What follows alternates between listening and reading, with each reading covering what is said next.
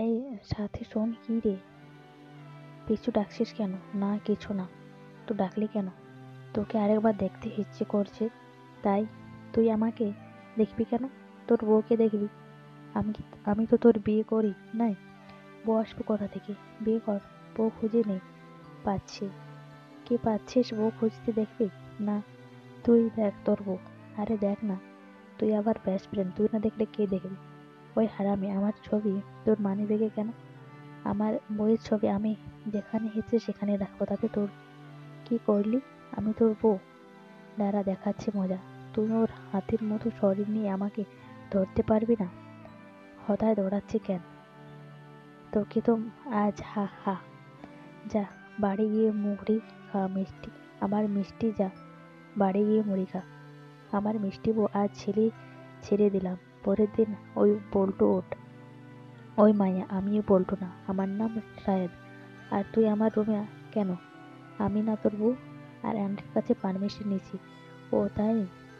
মা, এ মা, ছাগলের মতো মেমে করিস কেন? এই ছাগল বলবি না আমাকে। আমি আমার স্বামীকে যা হয়েছে তাই বলবো, তাতে তোর কি?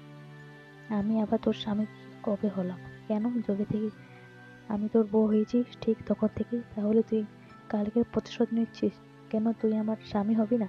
হতে কোনো সমস্যা আছে? এই আসছে হাতির মতো একটা শরীর নিয়ে, আসছে বউ হতে। ও কি বললি? আমাকে আবার হাতি বললি? এই তোর কি কানের সমস্যা আছে নাকি শায়দ? বিয়ের পরে 4টা বাচ্চা হলেও তোর সাথে কথা বলবো না দেখিস। আমার হয়েই গেছে তোর সাথে কথা বলতে।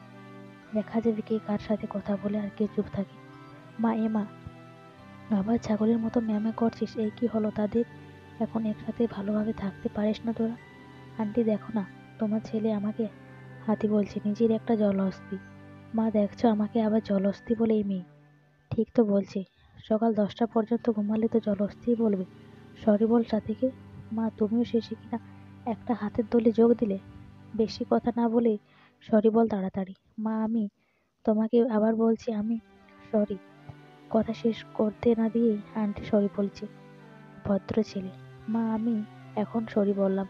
আল্লাহ, তোমাদের ঝগড়া কোনোদিনও শেষ হবে না। আমি তোদের মাঝখানে নাই। তোরা ঝগড়া কর, আমি গেলাম। শাহেদ মা চলে গেল। এই শাহেদ, রাগ করছিস? না, খুব খুশি হচ্ছে। আচ্ছা, আমি তোর সাথে কেন এমন করলি? তুই কি বুঝিস না? না সত্যি কি না বোঝা ভান করিস? আরে বললাম না বুঝি না। সাথী উঠে চলে যাচ্ছে। শাহেদ তার হাতে টান দিয়ে ধরল।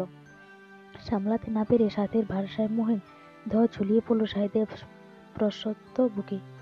এমনভাবে খুঁতখুঁটির মধ্য দিয়ে চলতে থাকে শাহেদ ও সাথের মতো নিঃশব্দ প্রেমের গল্পগুলো। এখন খুঁতখুঁটি, কখনো রাগ, আবার কখনো অভিমান। কিন্তু বেলা শেষে তাদের দুটি মন মিলেমিশ হয়ে যায় মুক্ত পাখির মতো।